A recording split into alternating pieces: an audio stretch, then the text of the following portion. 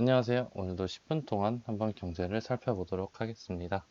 오늘 살펴볼 주제는 기준금리입니다. 예금금리 0%, 아베노믹스, 양적 완화 등 다양한 대내외 경제 정책이 있는데요.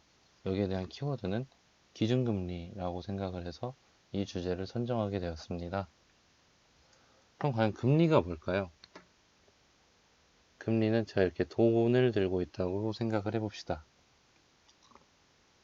돈을 가만히 가지고 있으면 돈의 가치가 점점 떨어지겠죠. 왜냐하면 인플레이션 때문에. 따라서 이 돈을 운용하기 위해서 은행에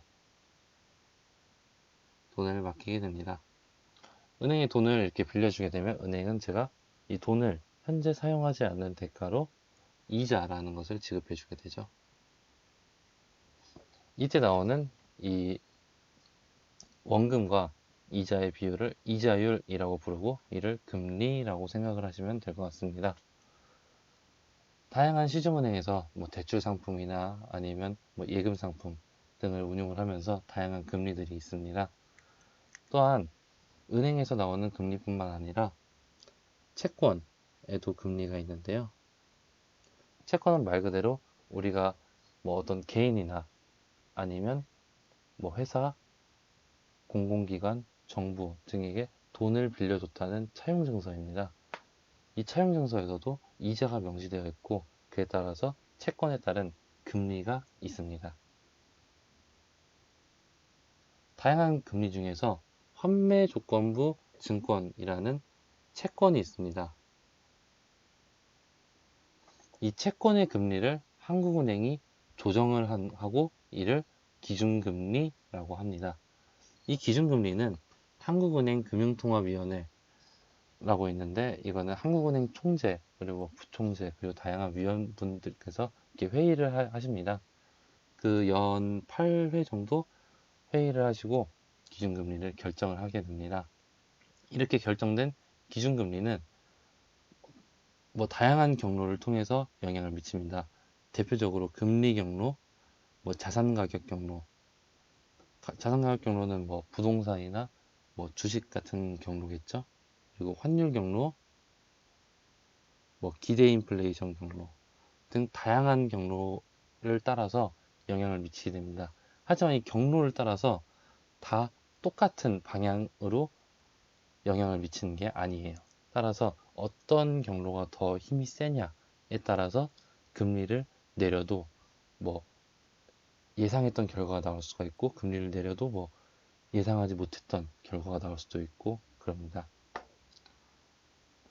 금리 경로를 먼저 살펴본다면 기준금리는 콜금리에 즉각적으로 영향을 미치고 장단기 시장금리, 국공채금리죠. 국채금리나 아니면 예금 대출금리, 이제 우리가 은행에서 만나게 되는 금리죠. 이런 것에 영향을 미치면서 궁극적으로는 실물 경제 활동에 미치게 됩니다. 예를 들어서 저희가 은행에 가서 대출을 받으려고 해요. 그러면 기준금리에 따라서 영향을 받게 되는 코픽스 금리라는 시장금리가 있어요. 이 시장금리에 따라서 이 시장금리가 변하게 되고 여기에 우리가 받게 신용등급이나 아니면 소득 그런 거에 따라서 변하게 되는 가산금리가 붙게 되죠. 연체율도 붙을 수 있고 네, 그래서 이 기준금리와 가산금리가 만나서 대출금리가 되는 원리입니다. 적금금리도 마찬가지로 생각을 하실 수가 있겠어요. 근데 적금금리는 우리가 은행에 돈을 빌려주기 때문에 은행은 가산금리로 기간에 대한 프리미엄을 우리에게 주게 됩니다. 만기가 1년이 있고 2년이 있는데 2년이면 우리가 돈을 더 늦게 쓰는 거잖아요. 따라서 만기가 더 길어질수록 돈을 더 많이 가산금리가 더 많이 붙는 그러한 구조로 되어 있습니다. 이 한국은행은 그럼 어떤 것을 목적으로 기준금리를 운용을 할까요?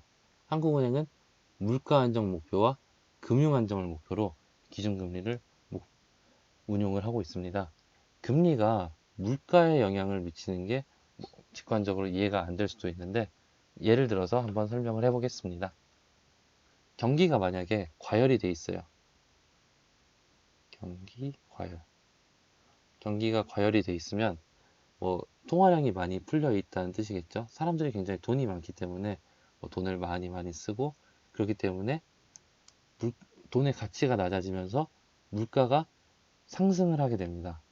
근데 물가가 기본적으로 뭐 2% 정도, 뭐 중앙은행이 이렇게 목표했던 수치만큼 오르게 되면 그건 뭐 긍정적인 인플레이션이라고 할 수 있겠는데, 인플레이션이 너무 많이 올라갈 것 같다 싶으면 중앙은행은 이제 금리를 올리게 됩니다.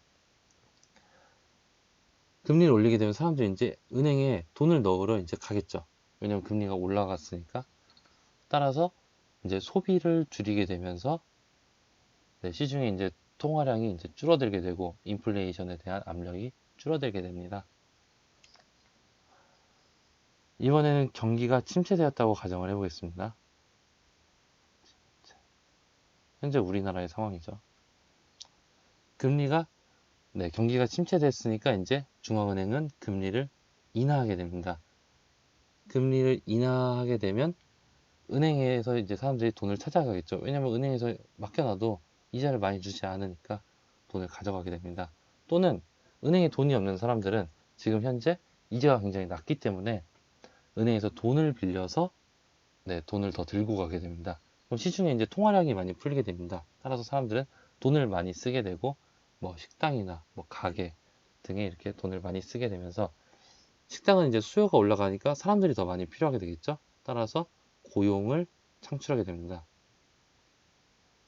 고용을 창출하게 되고 이 고용 창출에서 또 임금을 주게 되죠. 그래서 또 임금 받은 사람들이 또 돈을 쓰게 돼 소비하게 되는 이 선순환의 구조로 소비가 증가하게 됩니다. 따라서 뭐 소비가 증가함에 따라서 인플레이션도 자연스럽게 발생을 하게 되는 거고요. 그렇다면 금리를 인하하면 무조건 뭐 경제가 활성화가 되고 무조건 좋은 걸까? 여기에 따른 부작용도 분명히 존재를 합니다. 만약에 금리를 내려서 뭐 통화량이 많이 풀렸어요. 많이 풀렸는데 그렇다면 사람들이 돈을 써야 되잖아요.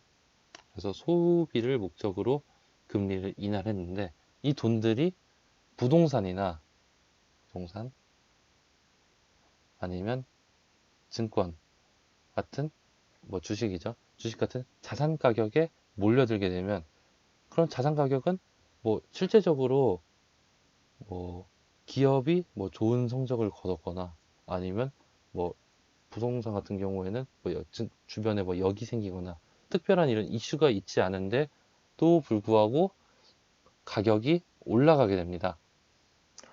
이렇게 가격이 올라간 것을 버블이라고 부르게 되고요. 이러한 버블로 쌓인 자산 가격은 뭐 작은 충격이나 뭐 정부 정책의 변화 등에 따라서 급격하게 떨어지게 됩니다. 따라서 사람들은 자산을 잃기 때문에 소비를 더 줄이게 되고 결국 기준금리 인하는 네, 소비를 줄이는 이런 다른 예상하지 못했던 그러한 결과를 낳게 되는 것이죠. 우리나라의 기준금리를 한번 살펴보겠습니다. IMF 이후 기준금리가 점차적으로 낮아지기 시작했고요. 그리고 금융위기를 겪으면서 금리가 수직으로 낙하게 됩니다. 그 후 금리 정상화를 위해서 이렇게 노력을 했지만 우리나라 조선업, 조선업이 굉장히 부진을 겪게 되고 그리고 실업이 오랫동안 실업자들이 많아지는 게 오랫동안 유지가 되면서 경제를 더 활성화하기 위해서 금리를 점진적으로 계속 낮추게 되었습니다. 그 이후 세계적으로 경제가 어느 정도 회복이 되자 미국이 다시 금리를 올리기 시작을 해요. 그래서 따라서 우리나라가 이렇게 있고 미국이 이렇게 있어요. 근데 만약에 미국의 금리가 더 높다면 더 안정적인 미국의 금리를 뭐냐 자산이 몰리게 되죠. 따라서 우리나라는 자산이 유출이 될 수밖에 없기 때문에 금리를 어느 정도 맞춰서 운용을 해야 합니다. 안타까운 현실이죠. 네, 그래서 우리나라도 금리를 같이 올리게 됩니다. 하지만 미국의 경기가 이렇게 호황, 아니면 뭐 많이 안정이 됐다고 생각을 했었는데 미중 무역 전쟁, 미중 무역 전쟁이나 뭐 다른 그러한 경제적인 요소들로 인해서 미국도 금리를 내리게 되고 우리나라도 뭐 한일 무역 분쟁이나 뭐 미중 무역 전쟁에 따른 이렇게 피해 등등에 의해서 우리나라도 금리를 낮추게 되고 아마 계속 낮아질 것 같아요. 이 저금리의 기조가 아마 지금 현재 일본, 유럽 등으로 계속 다시 확산이 되고 있기 때문에 우리나라도 계속 저금리 기조를 유지하게 될 것 같습니다. 네, 오늘 기준금리에 대해서 알아봤고요. 뭐 질문이 있으시다면 댓글에 남겨주시면 저도 열심히 한번 답변을 해보도록 하겠습니다. 네, 들어주셔서 굉장히 감사드리고요. 오늘도 좋은 하루 되세요. 감사합니다.